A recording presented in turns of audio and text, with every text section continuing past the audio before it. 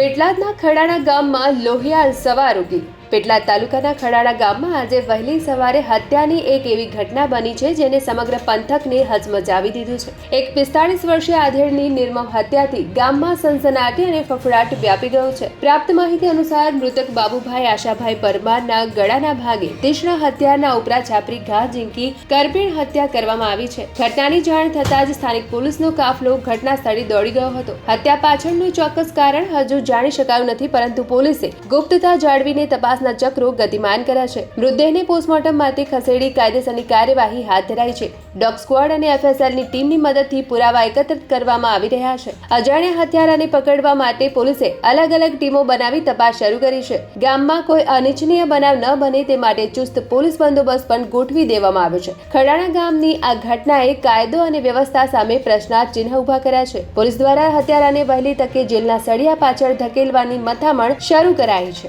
ખડાણા ગામે એક વ્યક્તિનું મર્ડર કરી અને એની લાશ ત્યાં ઘરના આંગણામાં ફેંકી દીધેલી હતી, જે બાબતે ભરતકુમાર દોલતસિંહ પરમાર કરીને છે, જે ખડાણા ગામના સરપંચ છે, એમણે પોલીસ સ્ટેશન ખાતે ફરિયાદ આપેલી છે કે જેમાં મરણ જનાર છે બાબુભાઈ આશાભાઈ પરમાર, જે મૂળ કાણીસા ખંભાત રૂરલ પોલીસ સ્ટેશનનું ગામ છે, ત્યાંના રહેવાસી છે, પરંતુ તેઓ એમના માસીનું ઘર અહીંયા ખડાણા ગામે થાય છે।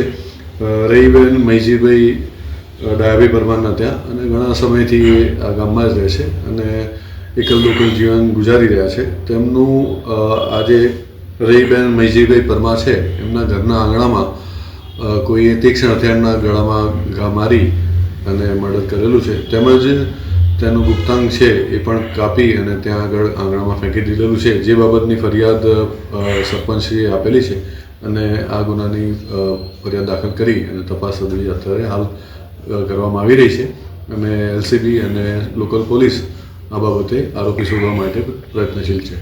હજુ સુધી અટકાયત નથી થઈ, પણ શંકાના આધારે 2-3 વ્યક્તિઓને લઈ અને અત્યારે અમે પૂછપરછ કરી રહ્યા છીએ અને ટૂંક સમયમાં આ ગુનો ડિટેક્ટ કરવામાં આવશે।